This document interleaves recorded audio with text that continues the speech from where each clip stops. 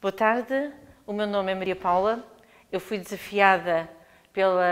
direção da escola para participar neste ciclo de pequenas palestras e o desafio foi ligar a minha investigação a um tema mais global, que é o do património cultural e natural. Eu sou historiadora da tecnologia, ultimamente tenho dedicado também a trabalhar do ponto de vista precisamente da história da tecnologia, um conceito que é relativamente recente e que até teve um bocadinho na moda há alguns anos,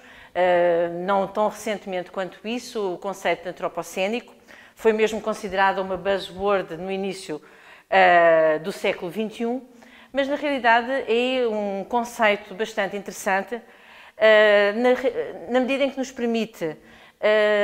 juntar disciplinas muito diferentes para refletirmos sobre questões que são comuns às várias áreas disciplinares, mas que normalmente não são abordadas da forma tão dialogante quanto nós gostaríamos. De facto, o antropocénico e o património pareceu-me ser algo de interessante para debater, aliás, tenho feito há algum tempo também,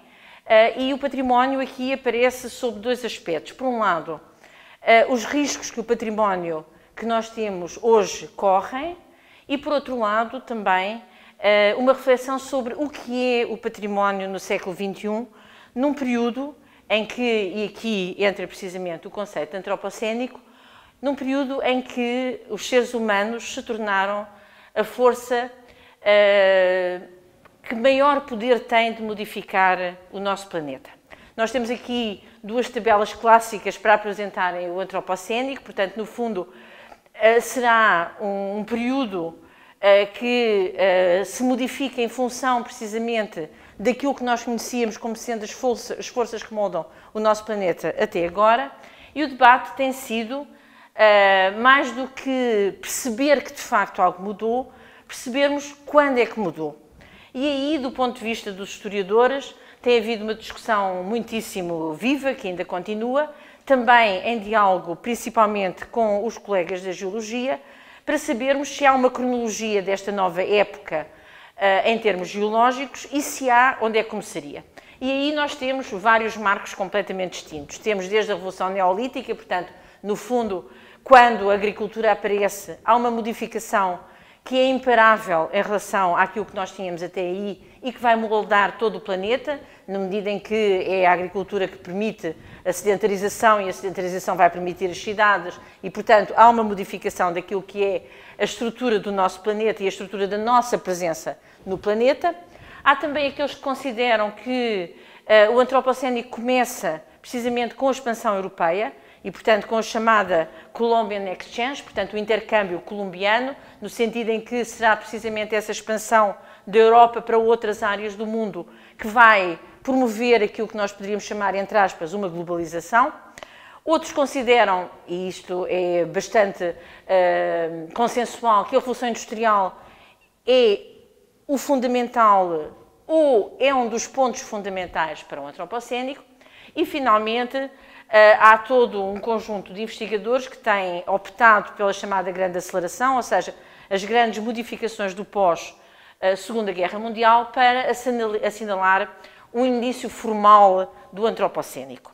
Do ponto de vista da geologia, e na realidade do antropocénico, apesar de ser usado largamente por historiadores, pelas ciências sociais, pelas humanidades, pelas biologias, pelas físicas, mas na realidade é essencialmente uma matéria que, do ponto de vista mais académico, tem que ser definido pela geologia, os nossos colegas geólogos têm tentado encontrar a chamada Golden Spike, ou seja, aquilo que permite que uma nova época seja considerada como tal, e isso implica que seja visível em todo o planeta, e têm considerado precisamente os testes da bomba atómica na Segunda Guerra Mundial, que nós vemos aqui, e que aqui tínhamos a grande aceleração, a Revolução Industrial, a Columbian Exchange e o Neolítico.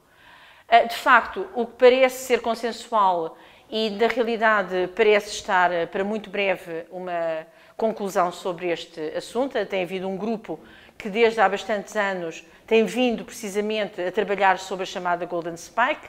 e parece consensual neste momento que quer os testes da bomba atómica no deserto do Novo México,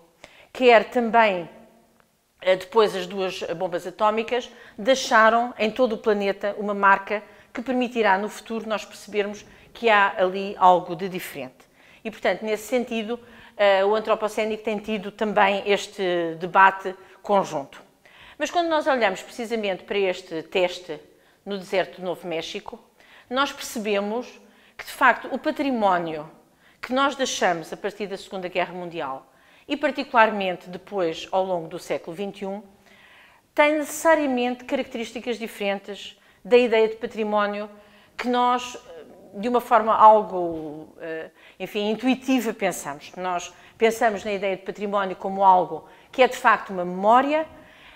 vem muito na evolução daquilo que no século XIX se começa a fazer em termos das coleções, e o património do século XX é, obviamente, pensado em termos de preservação, pensado em termos de conservação, mas é também muito pensado em termos de elementos limpos, ou seja, aquilo que na realidade é mostrado é aquilo que de positivo nós deixamos. E quando olhamos aqui para o Trinity Test,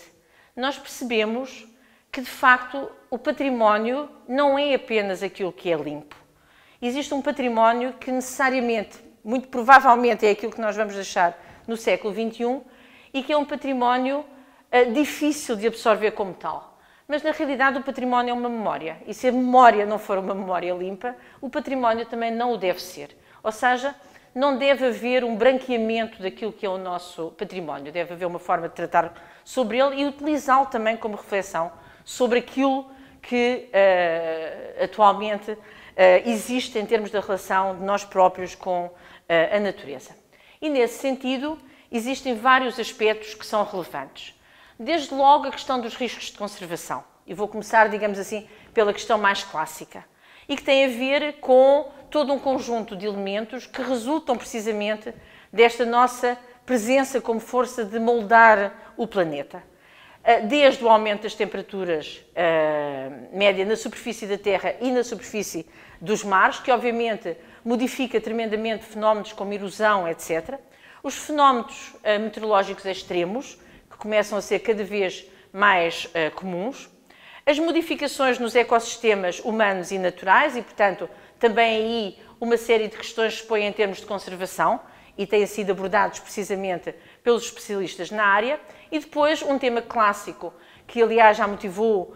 não só investigação bastante consistente, mas também em termos de divulgação do problema, uma grande quantidade de documentários, nomeadamente nas televisões por cabo, e que tem a ver com precisamente o aumento fortíssimo do turismo, ou seja, as grandes massas que ocorrem para ver o património e que são designadas normalmente pelas chamadas ravagens do turismo, ou seja,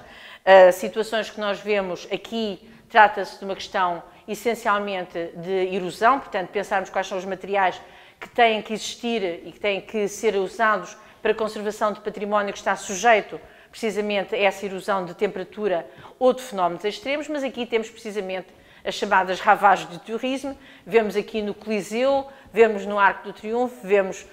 no Vaticano, portanto, massas que desejam efetivamente contactar diretamente com os objetos que são o testemunho da nossa civilização e que, obviamente, apenas pela sua presença em grandes quantidades, estão cada vez mais a destruir esse mesmo património. De tal forma que, como nós ouvimos por diversas vezes, há áreas que já estão precisamente a controlar essas presenças, com uma espécie de número clausus. Acontece essencialmente em Roma e acontece também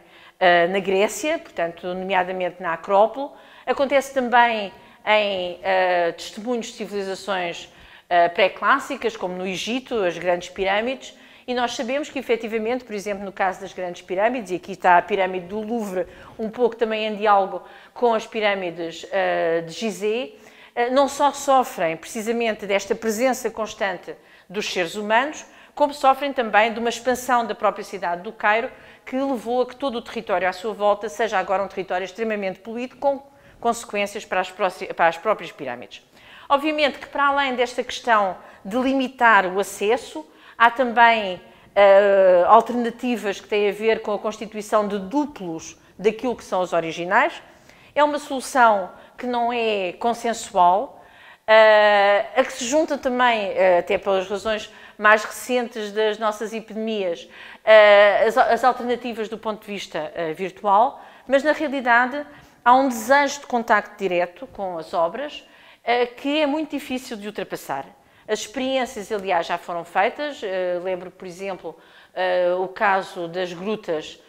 de várias grutas no sul de França, em que existem cópias, precisamente para permitir que elas sejam usadas de forma diferente, mas que na realidade continua a ser um problema. Mas para além desta questão, existe uma outra questão que é mais difícil de abordar, até pelas questões epistemológicas e éticas que põe, que é precisamente a nossa pegada e a forma como nós vemos a natureza. Esta questão da natureza tem sido uma das questões fundamentais do antropocénico, ou seja, a ideia de que já não existe natureza, o que existe é uma construção que nós fazemos da natureza, ou seja, há um desaparecimento do conceito de natureza como identidade própria. E, portanto, ela passa a ser apenas algo que existe em função de nós próprios. E aí, até o meu grupo de investigação, que é composto por várias pessoas, desenvolvemos este conceito de lupa na natureza, ou seja, uma natureza que parece que é a natureza convencional, mas que na realidade é criada dentro de um contexto extremamente definido por nós próprios. E não é por acaso que, à medida que precisamente a natureza é cada vez mais uma construção daquilo que nós desejamos que ela seja, que aparecem cada vez mais documentários sobre a natureza em vários canais por cabo, em que existe esta ideia de que nós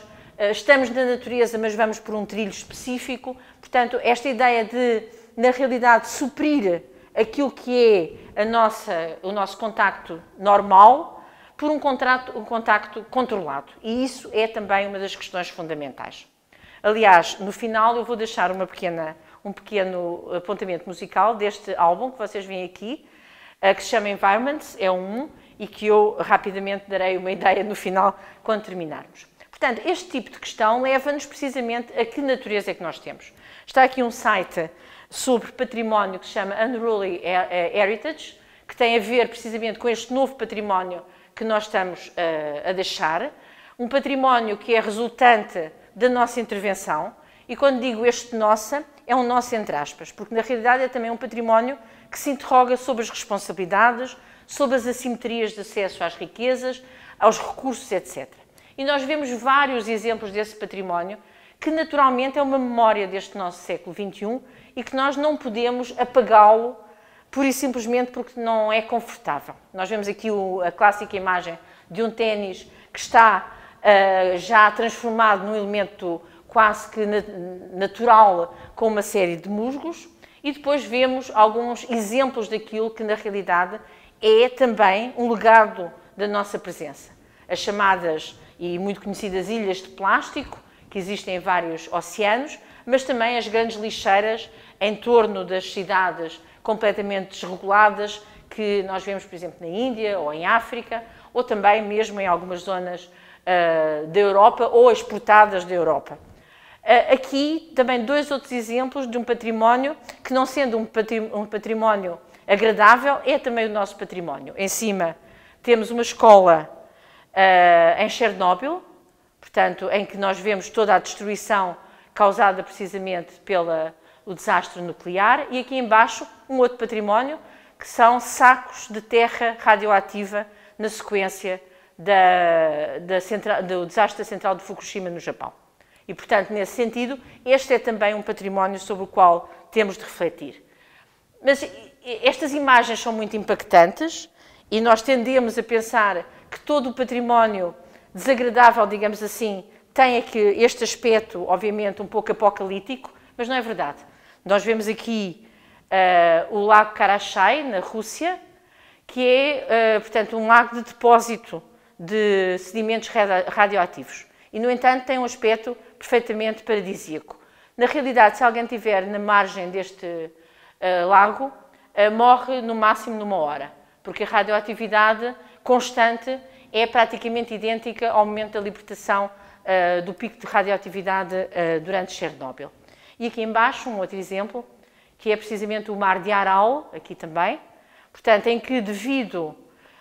a um sistema de barragens que desvia uma parte muito significativa da água deste mar, passou em 50 anos de uma massa de água muito considerável para isto. E daí nós encontramos aqui um petroleiro, ficou naquilo que é hoje o mar de Aral, que é um deserto. E obviamente quando nós olhamos para este deserto, temos que pensar que não é só o desaparecimento de uma massa de água, é todo um conjunto de alterações do ecossistema, desde a fauna, a flora, as questões que têm a ver com o clima, etc. E, portanto, neste sentido, e para não me alongar mais, a minha proposta é que, de facto, nós pensemos sobre o conceito de património enquanto memória e pensemos também que, num mundo em que, de facto, existem tremendos desequilíbrios na forma como nós acedemos ou vemos os recursos e a forma como nós utilizamos os recursos, naturalmente que o próprio conceito de património não pode continuar a ser o património que nós tínhamos anteriormente. Ou seja, o património, a memória, é algo que não é estático. Enquanto historiadora, eu na realidade vejo muito como algo que reflete aquilo que realmente somos e, portanto, por muito que seja incómodo, este é também um património que nós devemos deixar. E eu terminava apenas com uma pequena apontamento musical. Este som que vocês vão ouvir, que é um som muito relaxante, é o som de ondas e que na realidade é um dos tais casos de uma natureza que não existe. Na realidade, nós ouvimos um som tranquilo, mas se atentarmos um pouco, vamos verificar que ele é um som sem falhas. E na realidade é um som de ondas feito eletronicamente, para compensar precisamente o não termos acesso direto a esse mesmo som. E é essa imperfeição que não existe neste